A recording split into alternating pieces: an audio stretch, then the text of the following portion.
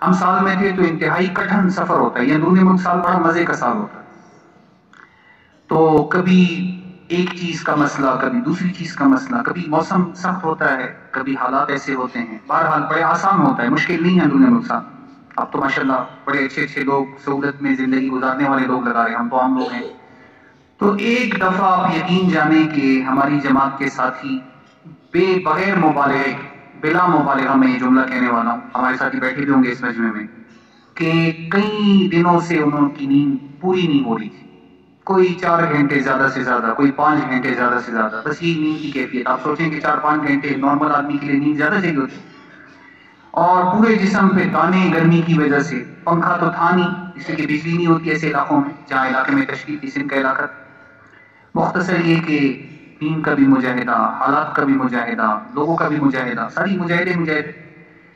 ایک ساتھی جماعت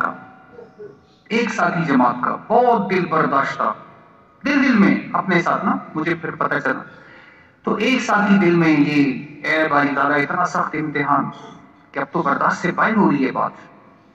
سخت حالات ہیں، مستقل 1 دن ہو، 2 دن ہو، 40 دن ہو، بندہ کہتے چلو ختم ہو جائیں گے، بس پورا مستقل 8.5-9 مہینے مستقل، پھر 1 مہینہ نہیں، 2 مہینہ نہیں، پھر 9 مہینے اسی ماحول میں. پھر آدمی تھوڑا سا مینٹلی اسٹریس ہو جاتا ہے، ڈپریشن کا شکار بعض اوقات. تھوڑا اللہ سے مانگنا ہوتا ہے چونکہ امت کا مسئلہ ہے. تو ایک ساتھی ہماری جماعت کی خدمت میں حاضر ہو. امیر صاحب سے، امیر صاحب میں کچھ بات کرنا چاہتا ہوں، آپ جماعت کو جمع کریں.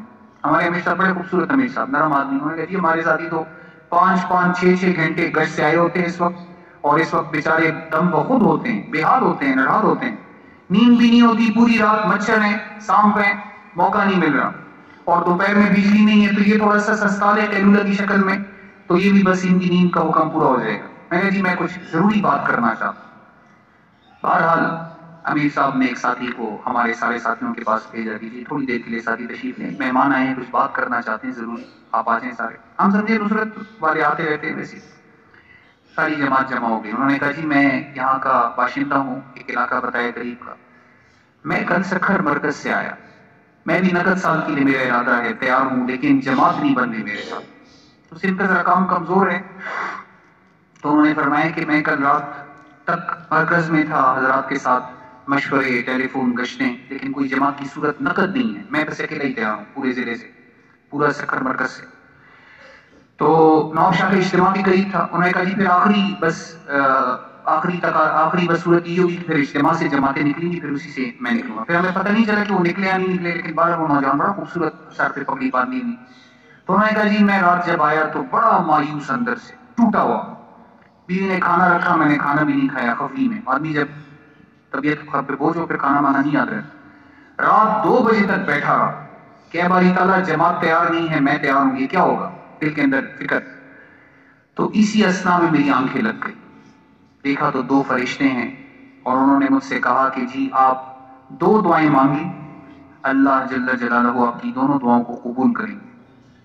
میں نے کہا جی ایک تو دعا یہ ہے کہ میں نقد سال کے لیے تیار ہوں اور میں قبول ہو جاؤں اللہ کے راستے میں.